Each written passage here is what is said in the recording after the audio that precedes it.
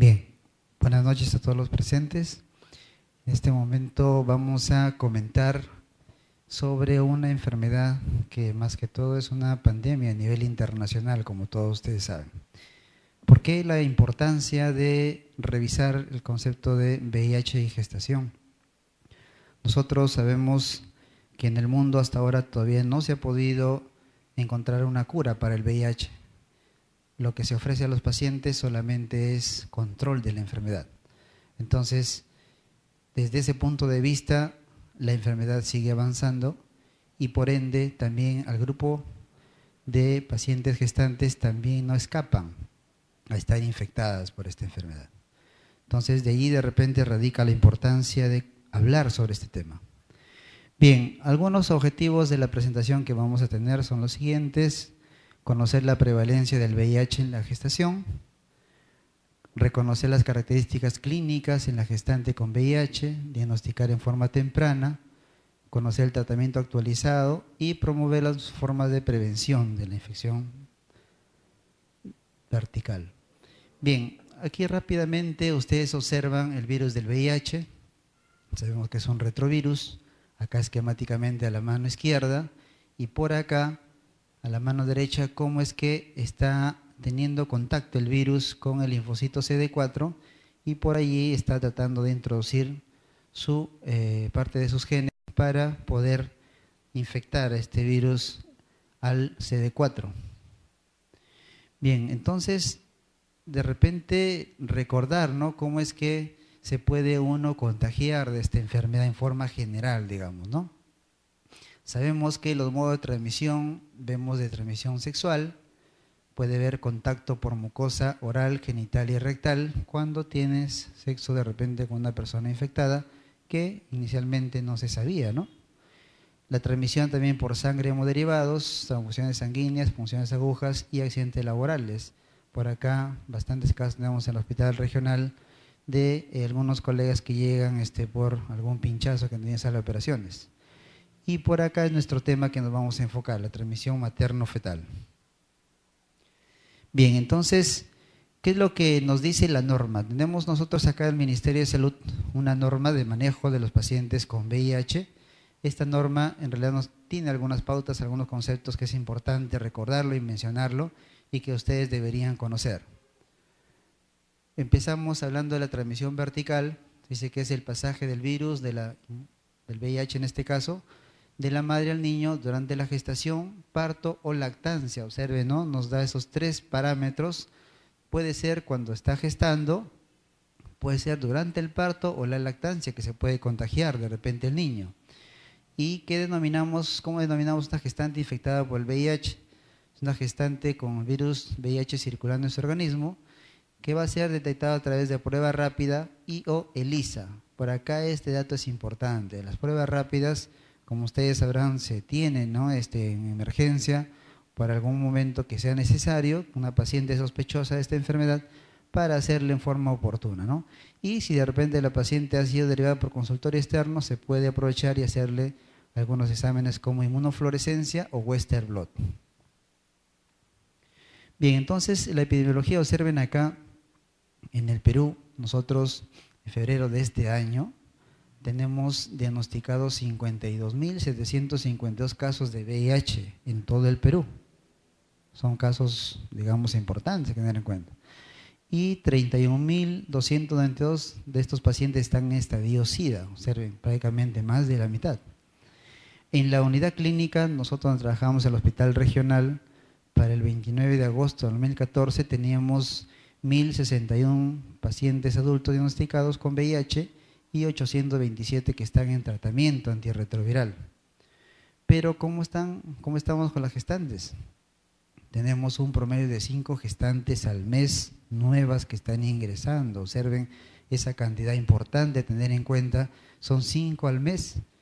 Estamos acá descontando a los pacientes que ya están en controles, ¿sí? Entonces es un número considerable, ¿verdad? 5 gestantes al mes. Bien, la transmisión vertical. Acá mencionarles que tenemos una transmisión materno-fetal. Sabemos, como dijimos hace un momento, se puede dar la transmisión durante el embarazo, casi habla de un 25%, Intraparto, acá puede ser del 65 hasta el 80%, si es que la mamá no tomó tratamiento de profilaxis o nunca recibió targa. Y por la lactancia hasta un 14%. Por eso es que una vez que ya la mamá tiene el producto, al bebé ya no se le indica la lactancia materna, tiene que usar fórmula. Factores que influyen, tenemos factores maternos, neonatales y obstétricos. En los maternos, de repente hablar de las fases de infección materna, en qué estadio está de la enfermedad para ver cuánto está de repente con carga viral, con CD4, y si es que recibe un tratamiento. El caso del neonato, si es que ha sido prematuro, de bajo peso, si depende del primer gemelo, también incrementa el riesgo. Y los factores obstétricos, acá hablamos de si ha tenido ruptura prematura de membranas, corionitis o parto vaginal, incrementan la infección de esta enfermedad. Bien, entonces, alguno de estos puntos, de repente para comentar algo más, se dice que se ha demostrado transmisión aún con cargas indetectables. O sea, si una paciente está gestando, está infectada por el VIH, nosotros le hacemos exámenes de rutina CD4 y carga viral. Hablamos que esté no detectable cuando la cantidad de virus que tiene en su sangre tiene menos de 20 virus. Entonces, por ahí podemos pensar que la paciente está no detectable la cantidad de virus. Y el CD4 puede ser un valor variable, ¿no? Dependiendo de la etapa en que está de la enfermedad. Entonces, a pesar de eso, esos exámenes son séricos, pero resulta que en órganos genitales, en recto, en zonas donde hay bastante vascularidad, se ha encontrado que el incremento de los virus es mucho más que cuando está en la zona sérica. Por eso es que aquí puede haber mucho más contagio durante el parto. Entonces, la duración de la ruptura de membranas puede hacer que esto incremente, ¿no?, la transmisión del virus de la mamá al niño, la vía del parto, por eso que más adelante vamos a comentar que se sugiere la cesárea al parto vaginal. El bajo peso al nacer también influye, el uso de tabaco por parte de la mamá, porque hay factores que se han estudiado que puede incrementar también en la transmisión. Itus, de repente hay que hablar de itus a repetición, ¿no?, que tiene la gestante, abuso de drogas y sexo sin protección con múltiples compañeros. ¿Por qué? Porque te puede estar contagiando aparte de otras enfermedades más. Observen acá en este gráfico cómo en el Sistema Nacional de Salud, nosotros, el Ministerio de Salud, usamos la parte azul. Y cómo estamos prácticamente con todas las gestantes. Estamos atendiendo al 70% de las gestantes, digamos, del 100%. O sea, tenemos una alta cantidad de gestantes a nivel nacional, que lo ve el Ministerio de Salud. Y por acá vemos cómo es que el VIH puede transmitirse. Por aquí observen la vía sexual, la parte amarillo, 97%, transmisión vertical, 2%, y la parenteral se habla de hasta el 1%. Entonces, la vertical es considerable a pensar, ¿no?, que puede de repente en algún momento transmitirse. Bien, algunas cosas de fisiopatología, sabemos que la gestación altera algunos de los factores que nosotros podemos tener en cuenta, ¿no? Entonces, por ejemplo, acá podemos comentar, ¿no?, de los mecanismos que se han propuesto para explicar la tolerancia inmunológica. Sabemos que el mismo feto en sí ya es un cuerpo extraño que está dentro de la mamá. En consecuencia, el cuerpo de la gestante tiene que tolerar ese cuerpo extraño. He allí de repente el reto, ¿no?, de la naturaleza, de tratar de mantener durante 9 meses dentro de, en este caso dentro de la mamá, un nuevo ser, ¿no? Ahora, eso de ahí, ¿cómo es que se ha estudiado? ¿Qué es lo que estamos de repente actualmente estudiando, ¿no?, en la parte de la fisiopatología? Hablamos de mediadores por anticuerpos antifosfolipídicos, células natural killers, moléculas HLA-G, y el balance entre las citoquinas TH1 y TH2 de las células. Se dice que un desbalance de alguno de estos factores puede conducir a abortos en los seres humanos. Bien, este cuadrito de acá es para ver los cambios, ¿no?, en diferentes componentes del sistema inmune durante el embarazo. Solamente acá para resaltar cómo están esas citocinas, ¿no? El cambio de perfil TH2 durante el primer trimestre esa variación que vamos a encontrar para de alguna forma que haya algún efecto, ¿no?, con respecto a la aparición de algunas enfermedades. Observen acá en esta gráfica cómo vemos el TH1 y TH2 están interactuando. TH1 está asociado a la dominancia de respuesta inflamatoria y el TH2 a la dominancia de respuesta antiinflamatoria. Entonces el equilibrio de estos dos van a tratar de mantener una persona, digamos, sin patología inflamatoria. Pero, ¿qué pasa en la gestación? Las células T y las citocinas, ¿cómo están actuando, no? TH1 y TH2, vamos nosotros a saber que esto de acá, el TH1 induce inmunidad celular y las TH2 inducen formación de anticuerpos. Si es que lo uno o lo otro está incrementado, entonces vamos a ver por acá de repente un embarazo normal, ¿no?, cuando el TH1 está bajo, el TH2 está alto. Pero sucede que puede haber una preeclampsia cuando encontramos estos valores alterados o están los dos, digamos, en forma inversa de lo que debería ser lo normal. Entonces, he allí de repente a tener en cuenta cuando más adelante hablemos de tratamiento de Targa. Bien, acá esta imagen, solamente para recordar, ¿no?, cómo es el efecto inicialmente, ¿no?, cuando se va a producir la concepción, captura y procesamiento del antígeno. Vemos por acá la presentación del antígeno. Acá encontramos el reclutamiento de las células T reguladoras y por acá la función efectora de las T reguladoras. Entonces, todo esto de acá va a crear un microambiente antiinflamatorio dentro del útero, observen. ¿Será importante esto? Sí, es importante. ¿Por qué? Porque además eso va a permitir dar las condiciones para que se pueda producir el nuevo ser. Algunos inmunomoduladores, sabemos que existen varias hormonas que también van a permitir, ¿no?, que se mantenga digamos, el crecimiento normal del feto. Hablamos de progesterona, glicodelina y algunas enzimas que por acá mencionamos. Entonces, hablábamos de la tolerancia inicialmente de los antígenos. Por acá vemos cómo es que esa tolerancia se está dando. En este caso de la madre, se está tratando de controlar la respuesta adecuada de la mamá al niño a través de los mediadores citoquímicos. Bien, pero netamente en la gestación y el VIH, ¿qué está pasando ahí, no? Esos son conceptos generales, lo que hemos visto. Entonces, en una gestante que está infectada por el VIH, hablamos acá de algunos posibles mecanismos propuestos de su transmisión perinatal. Vemos en primer lugar las infecciones ascendentes a partir de secreción al cérvix. Por ahí puede ser una causa de que pueda tener de repente, digamos, predisposición a infectarse el bebé. Hablamos también de una exposición a secreciones vaginales durante el paso por el canal del parto, ¿no?, ya cuando el niño está saliendo. El paso de células maternas infectadas de sangre al feto durante el parto. También vemos por acá cómo es que eso puede permitir la infección. Y las infecciones del citoplasma por el virus, ¿no?, que pasan a las vellosidades fetales, que en su momento esto puede incrementar la infección. Entonces, observen, son varios factores, ¿no? Ahora, el CD4, ¿cómo va a variar en la gestación? Esto ya se ha estudiado. Podemos por acá mencionar, por ejemplo, lo siguiente, ¿no?, que el estado gravídico no parece alterar la evolución o la historia natural de la infección, pero sí va a haber una respuesta, digamos, directa con respecto al CD4, ¿no? Se ha descrito un descenso de recuento de CD4 durante el embarazo. Estas vuelven a su línea basal durante el parto, ¿no?, después del parto. Entonces, por allí podría haber de alguna forma, quién sabe, un efecto con respecto a la respuesta al tratamiento. ¿Qué más?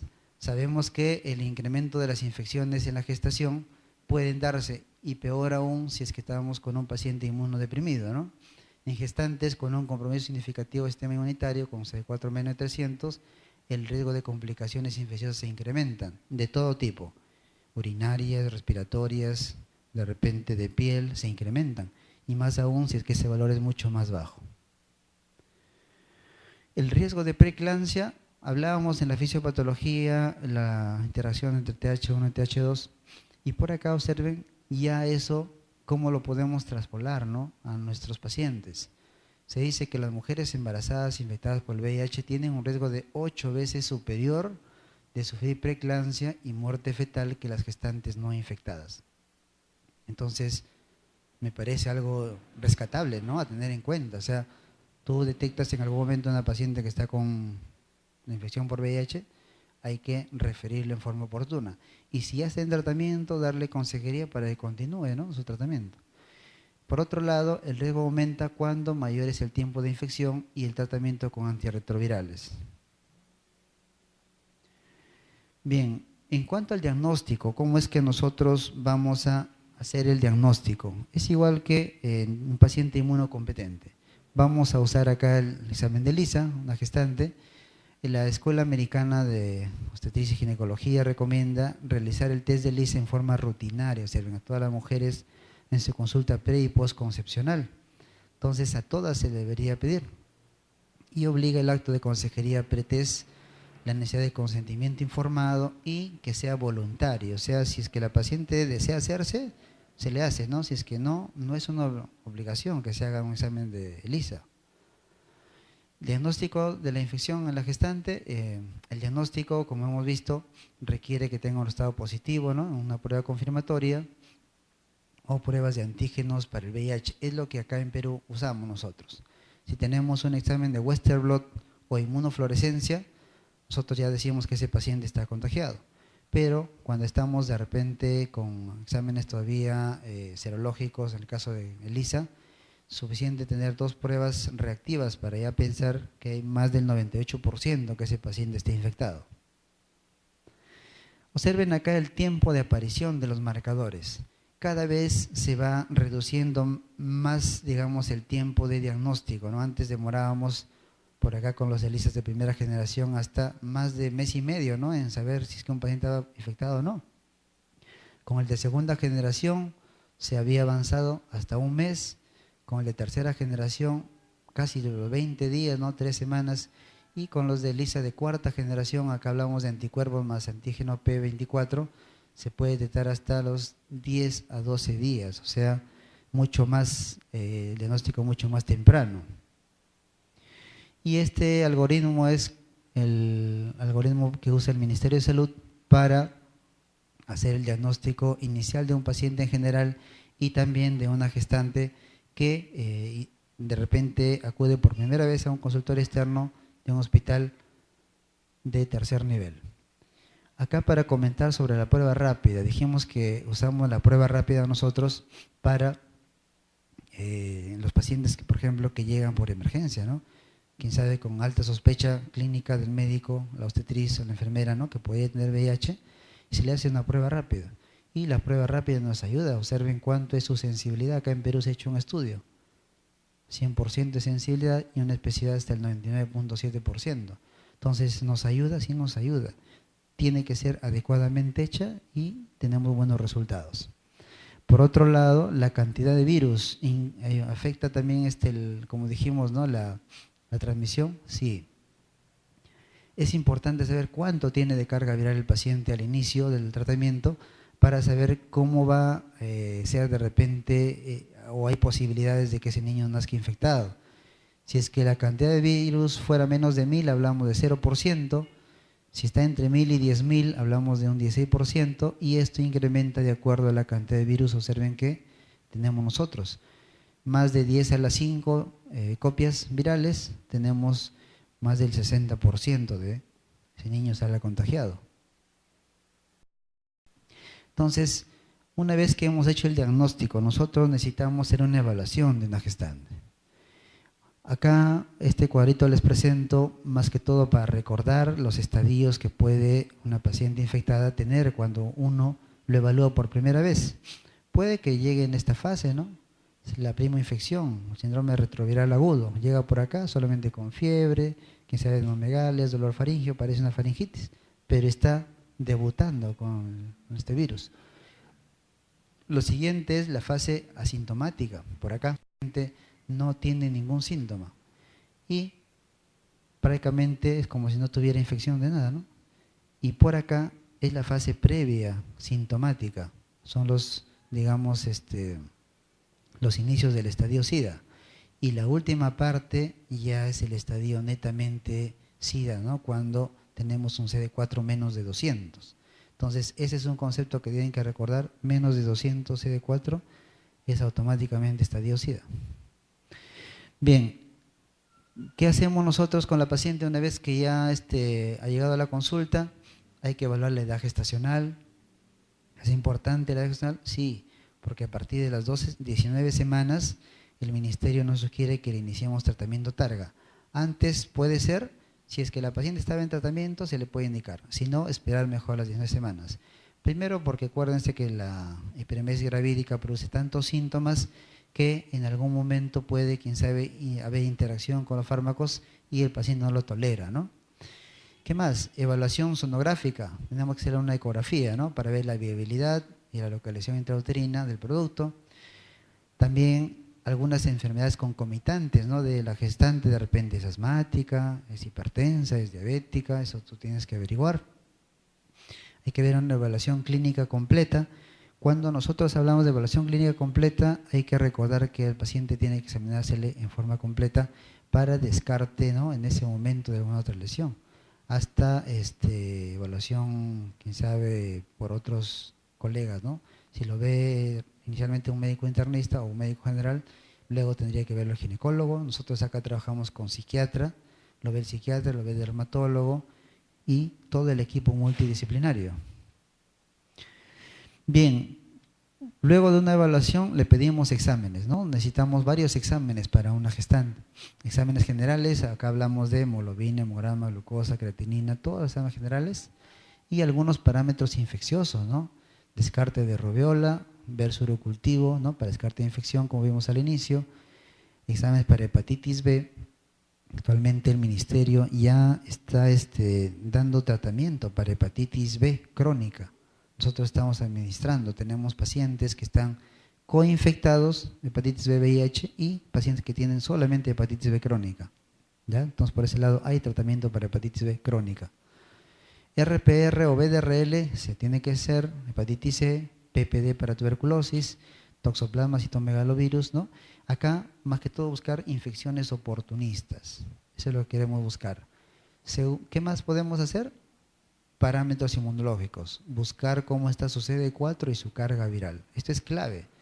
CD4 menos de 200, dijimos, estadiosida. El tratamiento. Una vez que ya hemos definido cómo está nuestra paciente, cuánto tiene CD4, cuánto tiene carga viral, ¿no? Si es que esa carga viral influye en el tratamiento, cómo es que puede el feto, a medida que está más alto la carga viral, infectarse, es importante, como hemos visto. Ahora vemos el tratamiento. En el tratamiento nosotros necesitamos tener algunos parámetros, ¿no? Por ejemplo, inicialmente un control prenatal debe ser hecho en forma regular. Nosotros los controlamos a gestantes cada mes. El ginecólogo también lo está citando cada mes para descartar alguna interacción que pueda haber durante la evolución de la gestación. Entonces, hay que evitar procedimientos invasivos, ¿no? La amniocentesis no está recomendada. Informar sobre los riesgos de transmisión del VIH, acá es importantísimo. O sea, si tú convences a una gestante que puede que ella de repente, ¿no? Por algunas causas del destino se infectó del VIH, pero con el tratamiento que le ofrecemos, el niño puede nacer sano, sin infección. Acuérdense que hay un 1% de niños que pueden nacer infectados. O sea, de cada 100 niños que reciben las mamás targa, uno puede nacer infectado. Entonces, prácticamente la protección es alta, ¿no? Entonces, si se le trata de convencer a la mamá y ella de repente acepta, ¿no? recibir el tratamiento, acá tenemos ya, digamos, una alta adherencia de esta paciente, ¿no? Hablamos también del manejo por un grupo integral. Acá hablamos del equipo multidisciplinario, que lo vemos varios colegas, inclusive una enfermera, un obstetriz, un asistente social. Solicitar exámenes cada 3 meses, vigilar y tratar infecciones oportunistas concomitantes y planificar la cesárea, ¿no? A partir de las 38 semanas. Entonces, la OMS nos sugiere 4 componentes, ¿no? Para el manejo. De acá lo que es más importante resaltar: prevenir la transmisión madre-hijo y dar soporte, cuidado del tratamiento. ¿A quién? A la mamá y al niño también. Entonces, en el tratamiento nosotros, ¿cómo vamos a hacer? ¿Qué vamos a de repente a comentar acá, ¿no? Si el tratamiento antirretroviral se inicia en el embarazo, debe continuarse en el intraparto y posparto e indefinidamente. Actualmente se usa este concepto. Hasta hace 2, 3 años se le daba tratamiento a la mamá suponiendo que salía con un CD4 de 500, pero con una carga viral 50.000 copias. Se le daba tratamiento durante la gestación y luego se suspendía. Pero las guías últimas ya nos sugieren que una vez que termine la gestación, el tratamiento antirretroviral tiene que continuar. O sea, no se debe suspender ya. ¿Por qué? Porque ahí estamos nosotros provocando resistencias de este virus. ¿Qué más? Buscar que sea simple, ¿no? Y favorecer la adherencia. De repente, mientras más fácil es el tratamiento, no solamente en esta enfermedad, sino también en cualquier enfermedad, si tú tomas un medicamento que sea de repente una vez al día o con menos pastillas, el paciente va a estar más adherido. Es diferente a que tome muchas pastillas y vaya veces al día. El equipo multidisciplinario, no se olviden, acá tiene que entrar a tallar y hablamos del tratamiento con 3 drogas. Entonces, todo esto de acá empieza, de quién sabe, haciéndose un primer estudio, ¿no? Se tenía de repente un temor inicialmente cuando para esta enfermedad no se podía controlar la misma infección de la madre del feto y se comienza a probar esta droga, ¿no? Que sidobudina en el año 96, se prueba la primera droga para tratar de controlar el virus del VIH. Este estudio, presentado en ese año, fue el primer estudio aleatorizado, que fundamentalmente el tratamiento antirretroviral de la gestante. Entonces, observen en ese estudio acá, el riesgo de transmisión vertical disminuye del 22 al 7.6%, solamente con una droga para el año 96. Pero los científicos comenzaron a buscar más. ¿Pero por qué no podemos usar 2 o 3 drogas? Entonces, ya se estaba viendo que había una protección ya considerable con un solo medicamento. Luego, ¿qué hace? Se comienza a usar 2 drogas. Combinación de AZT y 3-TC reduce el 2,6 al 2,8, ¿no? La transmisión vertical, observen, mucho más bajo, de 7 bajó a 2. Y con las últimas tendencias, actualmente manejamos otras 3 drogas. Todo paciente gestante igual recibe también 3 drogas como un paciente normal, que no está gestando. Pero acá hay que tener alguna salvedad. No todas las drogas se pueden usar. Algunas son teratogénicas. Si es que en algún momento está usando algún medicamento a tener en cuenta, podemos nosotros cambiarla de repente en su momento oportuno. Las drogas que están recomendadas, esto es de algunos años atrás, hablábamos sidobudina, lamivudina, nevirapina, nelfinavir, saquinavir, lopinavir. Esto de acá está aprobado ya sin ningún problema. Nosotros, por ejemplo, podemos usar acá en la unidad sidobudina, lamivudina con lopina con ritona, ¿no? Pero para este tiempo, cuando se publicó esta guía que presento acá el año 2008, por acá esta budina todavía, atazanavir, este medicamento todavía no se estaba apareciendo en el mercado.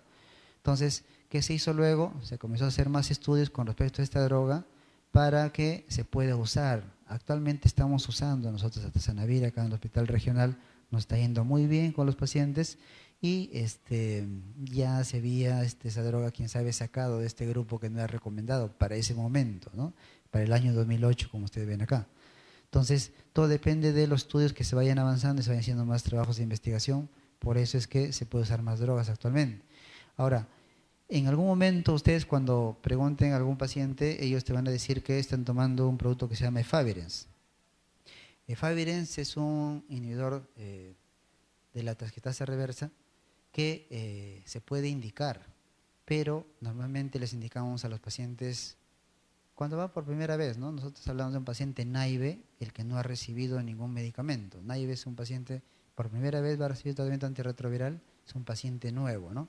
Entonces, a él le podemos dar sidobudina, lamivudina y efavirenz. Igual puede ser una mujer. Pero, ¿qué sucede si es que en algún momento esa mujer sale gestando? Las normas anteriores nos decían, ¿no?, que no se debe dar efavirenz. O si es que ya la paciente está tomando el medicamento y sale gestando, tenemos que cambiar nosotros el medicamento. Inclusive hay un metaanálisis, ¿no?, del año 2013 donde nos sugiere algunos efectos en el tubo neural de este medicamento, por eso es que no se usa. ¿Por qué les comento esto? Porque la nueva norma que va a salir este año, me parece fines de diciembre o inicios del otro año, el Ministerio de Salud ha contemplado de dar tratamiento con efavirenz a las gestantes, Entonces, eso en algún momento lo hemos conversado, ¿no?, con algunos directivos en Lima, pero ellos comentan, ¿no?, que los trabajos que se han presentado son pocos, pero allí a tener cuidado que el médico que prescribe la droga. Al final, como ellos dicen, es una guía, ¿no?, lo que nosotros estamos alcanzando, más quien tiene la decisión final es el médico. Entonces, por ahí quien sabe tener en cuenta esto de acá también. Bien, algunas intervenciones en el caso de la cesárea, ¿no? Una vez que ya la paciente está con su tratamiento, nosotros esperamos, ¿no?, que la gestación siga sin problemas y vamos a programar una cesárea de todas maneras, ¿no? Los ensayos clínicos, ¿qué nos dicen con respecto al parto vaginal y la cesárea? Observen, ¿no?, las mujeres con cesárea programada tienen una transmisión vertical significativamente más baja que las que tienen parto vaginal, observen, de 10% a 1,8%. Entonces nosotros recomendamos la cesárea. Acá en el hospital regional toda paciente debe ser atendida por cesárea, excepto quien sabe que ya el parto fue intradomiciliario o en un centro de salud, ¿no?, donde no se puede hacer nada, ¿no? El manejo, ¿cómo es el manejo? Acá solamente también para recordar, quien sabe, la cesárea es la vía de lesión y deberíamos programarla a partir de las 38 semanas. Sabemos que esto disminuye los riesgos de infección comparado con el parto vaginal, como dijimos en el anterior. Y por acá resaltar que cuando la gestante, quien sabe, está con ruptura prematuraria temprana más de 4 horas o el trabajo de parto ha sido avanzado, de repente el parto vaginal podría darse chance, ¿no? Pero si es que está en un hospital de repente de nivel de más alta resolución, nosotros deberíamos dar la posibilidad de hacer una cesárea. Entonces, en Cochrane sale esta revisión de las intervenciones para la reducción del riesgo de transmisión vertical de la infección por VIH y por acá nos comentan con respecto a los antirretrovirales, ¿no? Sidobudina, como dijimos, nevirapina y el parto por cesárea programada son muy efectivos para reducir el riesgo de transmisión vertical, observen. Esto de acá ha sido publicado también en el año 2008. Entonces, por ahí hay que tener en cuenta cuando estamos ante un paciente gestante. Ahora, ya con esto vamos a concluir lo último. ¿Qué nos dice el Ministerio? Acá nosotros trabajamos en base a algunas normas del Ministerio de Salud. El Ministerio nos da algunos escenarios, trabaja en base a escenarios. Hablamos del primer escenario, ¿no? ¿Quién están, digamos, qué grupo se habla del primer escenario? Es una gestante infectada por VIH, diagnosticada por primera vez durante la atención prenatal. O sea, una paciente que salió gestando, se fue a hacer su control de repente prenatal al centro de salud, le hacen una prueba rápida, sale reactiva. ¿Qué hace el centro de salud? Automáticamente lo refiere ¿a dónde? Al hospital regional. Entonces, se iniciará terapia antirretroviral triple, como ustedes ven, desde las 14 semanas, como dijimos más antes, ¿no?, sobre todo por la hiperemesis gravídica, a veces pueden incrementar los síntomas, y todas las gestantes con pruebas de ELISA para VIH que estén reactivos. El niño, ¿qué se hace con el niño, con el producto una vez que nace, ¿no? El recién nacido de la madre que recibe terapia triple, que incluye AZT, como parte de su esquema, va a recibir también el niño AZT a una dosis de 2 miligramos por kilo, vía oral cada 6 horas por 7 días, ¿no? Es lo que nos dice la norma una vez que el niño nace.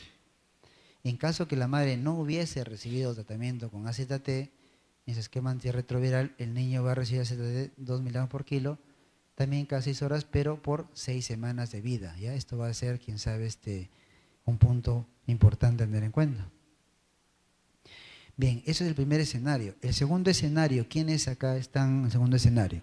Nosotros encontramos gestantes con VIH que estuvo recibiendo targa antes del embarazo. Entonces, observen, ¿no? Una paciente que estuvo recibiendo targa y lo abandonó, ya no quiso seguir, entonces abandonó hace medio año, ¿no? Y de repente hace 2 meses sale gestando, sorpresa, ¿no? Entonces, ¿qué haces? Nuevamente el centro de salud su control, le detectan que ella tiene el antecedente del VIH y ¿qué hacen? Lo transfieren al hospital nuevamente. Entonces, en ese momento nosotros igual tenemos que hacer una batería de exámenes y primero conversar con respecto a lo que comentamos al inicio, ¿no? Que el paciente tiene que tener bastante claro cómo es que se le puede ayudar al niño para que no nazca infectado. Ese es el objetivo de repente del tratamiento antirretroviral. Entonces, toda gestante con VIH que recibe targa, ¿no?, antes del embarazo, recibe atención prenatal sin necesidad de repetir los estudios, para VIH y continúa con el tratamiento. O sea, no necesitamos hacerle muchos estudios acá porque ahí la premura de repente el tiempo, ¿no? En caso que Favirenz sea parte del esquema, como dijimos, será reemplazado, ¿no? Lo que decíamos hace rato, inmediatamente. Nuevamente comentar lo que la última guía ya viene, que está saliendo de Favirenz para que lo indican todos, pero por ahí a tener cuidado, ¿no? Con los efectos adversos. El escenario 3 va a ser una gestante diagnosticada con infección por VIH por primera vez, pero durante el trabajo de parto, o sea, cuando nunca se apareció el centro de salud, llega al hospital, una prueba rápida, ¿no? Quién sabe está con 2 de dilatación, le hace una prueba rápida, sale reactivo y ahora, entonces referencia de inmediato, ¿no? Todavía tiene chance si es que está de repente acá en Trujillo. ¿Qué hacemos por acá? Se hace el diagnóstico, de repente darle acá el tratamiento amivodina, ¿no? Y nevirapina en una dosis única hasta que se dé la labor de parto, o si es que se puede hacer la cesárea, en teoría sería mucho mejor. Y de repente, quién sabe, comentar acá con respecto al tratamiento, debemos continuar lo que dijimos al inicio, ¿no? Una vez que ya tiene el producto, se va a continuar con el tratamiento, ¿no? Y vamos a ver esto en forma indefinida. ¿Qué hacemos con el niño? Como dijimos, profilaxis con el mismo tratamiento cada 12 horas durante 7 días para prevenir la infección, porque es un niño expuesto, ¿no? Expuesto al VIH. El escenario 4 es un paciente recién nacido, hijo de madre infectada por VIH que no recibió profilaxis. Observen, y este niño ya, la mamá no tuvo tiempo de hacerle profilaxis preparto, entonces nació el niño, estuvo expuesto a las secreciones vaginales y por ahí alta posibilidad de contagio. Entonces, en este caso, quizás es con el niño, ¿no? El recién nacido. Tiene que recibir sidobina también cada 6 horas durante 6 semanas, serán acá. 6 semanas. 6 semanas, sobre todo para luego hacerle sus exámenes, ¿no? Para descarte, si es que está infectado o no. Acuérdense que ustedes hacen acá, en estas semanas, le hacen un examen de ELISA a un niño, va a salir positivo al niño. ¿Por qué? Porque son los anticuerpos de la mamá, pues. Por eso que a los niños debemos todavía pedirle a partir de los 18 meses, ¿no? Su examen de ELISA a él o un Western blot, ¿no? Ahí en el hospital regional los controlamos con PCR, ¿ya? Se hace seguimiento con PCR a los niños. El inicio del tratamiento profiláctico recién nacido será idealmente dentro de las primeras 8 horas. En teoría se puede hacer. Se prohíbe la lactancia materna, ¿no? Ya la madre no debe dar lactancia. Se va a indicar en este caso, ¿no? Sucedáneos de lo que es la fórmula. Y también está contraindicada la lactancia cruzada, o sea que de otra madre le dé de mamar al niño, ¿no? Entonces, por acá, esto comentar, quién sabe, acá en Perú todavía se puede dar eso, pero en lugares del África, en realidad cuando uno revisa la literatura, si es que ustedes se encuentran en algún momento, van a encontrar que algunas normas allá en algunos países indican que se le dé lactancia a los niños, sobre todo por la alta mortalidad que pueda tener el niño, ¿no? Más por desnutrición, que pueda morir de forma inmediata por el VIH. Bien, también hablar de profilaxis, ¿no? Profilaxis importante cuando está gestando, quién sabe tener cuidado con algunos medicamentos. Si estamos ante un paciente que está con VIH, con CD4 menos de 200, ejemplo, ¿no? Que tenga 120 de CD4. Entonces nosotros en esos pacientes le indicamos sulfa, trimethoprim sulfa, para prevenir las diarreas, para prevenir toxoplasmosis, para prevenir de repente neumocistis yerovesi, entre otros. Entonces, en una gestante también deberíamos darle, pero por acá hay que tener cuidado durante estas semanas, ¿no? Antes de las 12 semanas y después de las 28, por los efectos en el niño. Isoniazida, sí se puede usar. Isoniazida nosotros ¿cuándo damos? Todos los pacientes que se ha detectado que no hay características de tuberculosis.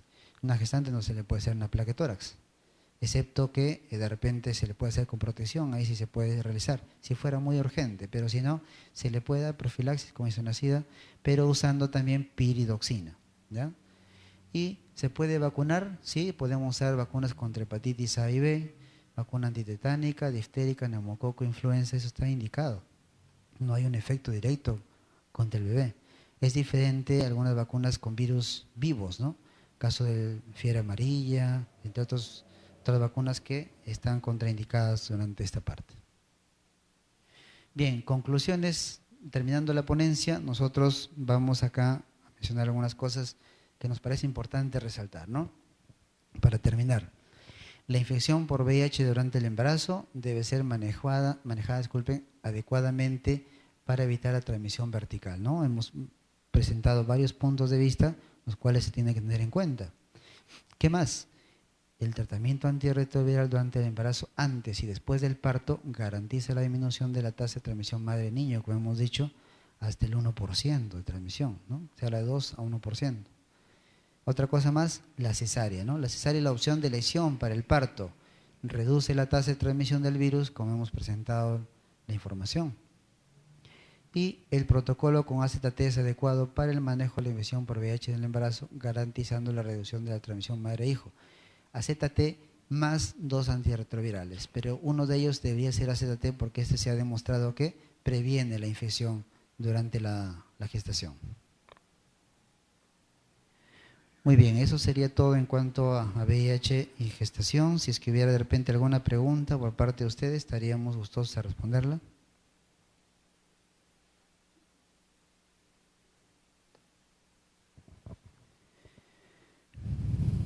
Bien, solamente para terminar, en el Hospital Regional nosotros tenemos una unidad clínica de enfermedades tropicales e infecciosas, donde trabajamos un equipo multidisciplinario. Contamos con 3 médicos internistas, tenemos también un médico pediatra, un ginecólogo, una dermatóloga, un psiquiatra en esa unidad. Hablamos también de un asistente social, enfermera, técnicos, donde, como ustedes pueden evidenciar, es un equipo multidisciplinario realmente, el cual maneja a estos pacientes. Manejar un paciente infectado por VIH no es sencillo. Hay muchos factores externos que podrían de repente en algún momento hacer que estos pacientes abandonen el tratamiento. De ahí de repente la importancia de que lo vea todo un equipo, ¿no? Tanto la enfermera, el técnico, el asistente social, todos hablemos un mismo idioma. Y el paciente, al final, el bien común es que, digamos, se controle la infección y en este caso en una gestante, que el niño salga sin infección. Muchas gracias.